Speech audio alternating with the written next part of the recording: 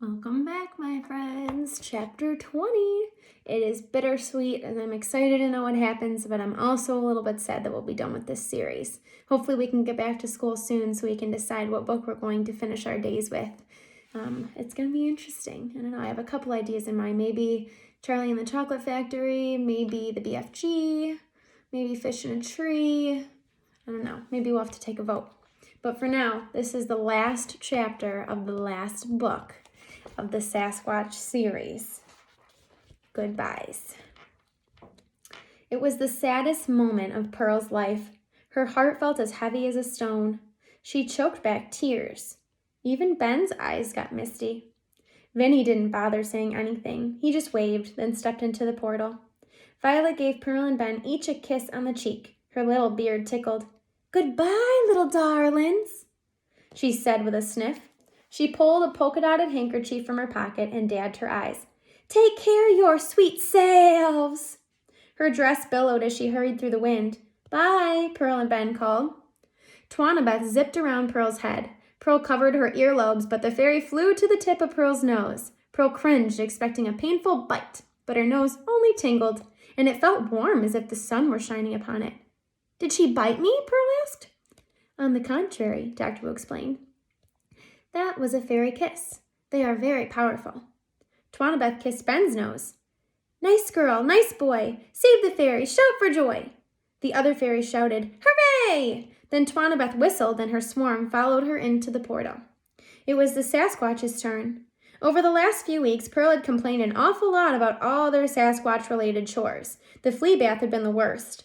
But until this very moment, she hadn't realized how attached to the big oaf she'd become. "I'm going to miss our yoga session," she said, wrapping her arms around its waist. She got a bit of fur in her mouth, but she didn't mind. Ben shook the Sasquatch's hand. "Bye," he said. "It was really nice meeting you. Even though they have all those TV shows about you, I didn't think you existed." The Sasquatch tousled Ben's hair. Dr. Wu tossed the chocolate bar into the portal, and the Sasquatch lumbered after it, which left Metalmouth. Pearl gulped. "Thanks for taking us for a ride," she said. She tried to hug him, but it was next to impossible. He was way too big, and his scales were sharp and slippery, so she patted his front paw. "Aw, gee," Metalmouth said, his ears flattening. "I don't like saying goodbye." "Me neither," Ben said. Pearl stepped back to give Ben some room. She knew this would be especially difficult for him. "I'm gonna miss you," he whispered in the dragon's ear. "I'm gonna miss you, too." A big, fat tear rolled down Metalmouth's cheek. Then the dragon pulled the tennis ball out from under one of his scales and gave it to Ben. "Thanks," Ben said. As Metalmouth turned away, Ben quickly wiped his eyes with his shirt sleeve. "I'll never forget you," Ben called as the dragon entered the swirling wind. "You better not," Metalmouth called back. And as he did, a flame shot out. "Oops, sorry about that." During all the farewells, Mr. Tabby had been keeping watch at the window. "The mulberry child has climbed into the truck and appears to be pressing buttons," he reported. "Dr. Wu, you must go." Dr. Emerald Wu stood before Pearl and Ben, her long black hair blowing gracefully as the portal waited to carry her away. "You are the best apprentices I've ever had," she said. Then she pulled 2 rolled certificates from her lab coat pocket. Each was tied with a ribbon. "I want you to have these, and these too." She opened her medical satchel and pulled out their lab coats and time cards. "Why are you giving us these?" Pearl asked. "Because you may need them again." "Really?" Ben asked. "Does that mean—" Pearl bounced on her toes. "Does that mean—" "It means that I would hate to lose the best apprentices I've ever had." She pulled them both into a hug. "Our paths shall cross again." She let them go. The hem of her lab coat rippled as she slipped away. Pearl and Ben waved until their arms grew heavy. The portal disappeared. The fairy dust settled. All was quiet, except for the shouting and the sound of an approaching siren. Pearl, Ben, and Mr. Tabby leaned out the window. Victoria had apparently pressed the relocation button because Maximus Steele was free. He had climbed into the driver's seat of the truck. Mrs. Mulberry and Victoria pounded on the door. "Who are you? Do you know Dr. Wu?" Mrs. Mulberry demanded. "Where's the dragon?" Victoria cried. The truck's engine started. Gravel spewed out from under the wheels as Maximus stepped on the gas. "Hey, that's my truck!" Bug Guy hollered. He'd run all the way from town and was leaning against the open gate trying to catch his breath.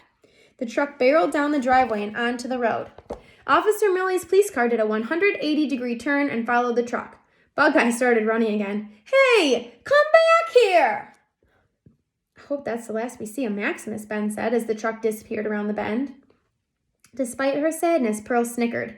Maybe he'll become an exterminator. It seems the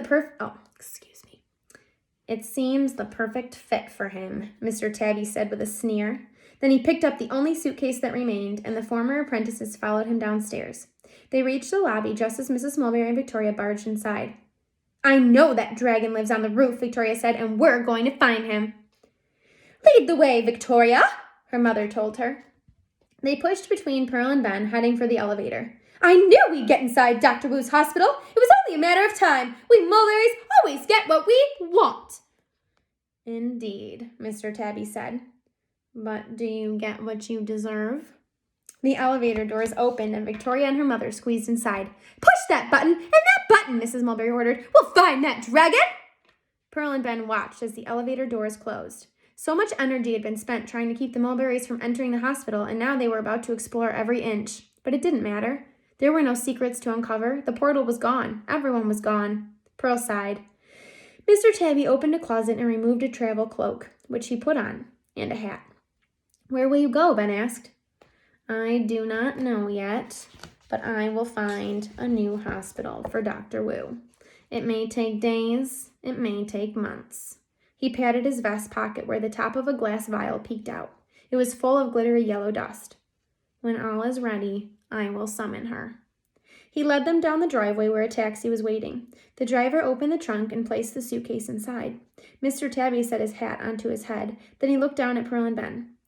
Despite the fact that I do not like training human apprentices and that you two broke more rules than I choose to count, it has not been an entirely unpleasant experience. In fact, I would not object if Dr. Wu decides to work with you again. His nose twitched. Do I detect the odor of sadness? Pearl frowned. Sadness doesn't smell. Of course it does. And right now, young lady, you stink. So cheer up. Dr. Wu will return. Then without further ado, he slipped into the taxi. Pearl and Ben stood on the sidewalk, watching until the taxi disappeared around the bend. Pearl sniffed her shirt. I don't really stink, do I? No, Ben said, but I feel sad too. Pearl grabbed the sign that was hanging from the gate. Welcome to Dr. Wu's Worm Hospital. Dr. Wu does not treat cats, dogs, pigs, rats, snakes, turtles, fish, frogs, or any other creature that is not a worm. Dr. Wu sees worms by appointment only. If you don't have an appointment, keep out. I'm going to keep this as a souvenir. Slowly, they started walking back toward town. Ben slung his lab coat over his shoulder. Do you really think we'll see her again? He asked. I sure hope so. Dr. Wu said we're the best apprentices she's ever had. He shrugged. Maybe she was just saying that to make us feel better. No way. We are the best. Look at all the things we did. We sneaked the Sasquatch out of the senior center. We helped the lake monster feel less lonely, and we rescued Cobblestone from Button Island. We fixed the rain dragon's wound and helped her get a new horn. We saved the unicorn foal, and we cured Dr. Wu and the others of troll tonsillitis. Seriously, we're amazing. You're right, he said, but what about everyone in town? They're going to blame you for the killer bees. They're going to call you a troublemaker. Who cares what they call me, Pearl said. I'm proud of myself. I'm proud of us. I'm proud of us, too. Ben bounced the tennis ball as they walked. The town hall bell began to chime. As Pearl and Ben walked down the street, people emerged from their houses. The shopkeepers opened their doors, and everyone began to talk about the odd events of the day. The air filled with questions. Pearl, however, had only one question on her mind. Her stomach had been growling, something fierce. Want to go to the diner and get something to eat, she asked Ben. Yes, but... They looked at each other and at the same time said, no sugar. Small town gets unexpected visitor. Not much happens in the rundown town of Buttonville, but last week a handful of locals swear they saw an unusual creature running up the street. It was a dragon, Mrs. Martha Mulberry said. As the president of the Buttonville Welcome Wagon Committee, Mrs. Mulberry says it's her job to greet all newcomers when they come to town. I tried to talk to it, but the nasty thing spat fire at me. I'm an expert on vermin, Bug Guy said. He works as an exterminator. And that was the biggest pest I've ever seen. It was definitely a dragon.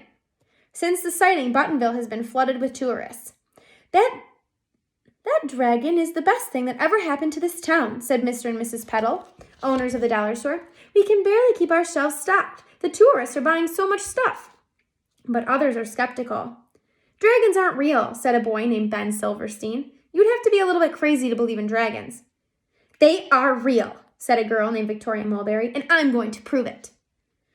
She's been sitting on the roof every night with her camera, Mrs. Mulberry said about her daughter. When that dragon flies by, she'll get a photo, and then everyone will see that we're not crazy. Yeah, but every time I get up there, someone takes the ladder away, Victoria said. I bet it's that Pearl Petal. She's a troublemaker. Pearl Petal was busy with chores and could not be reached for comment.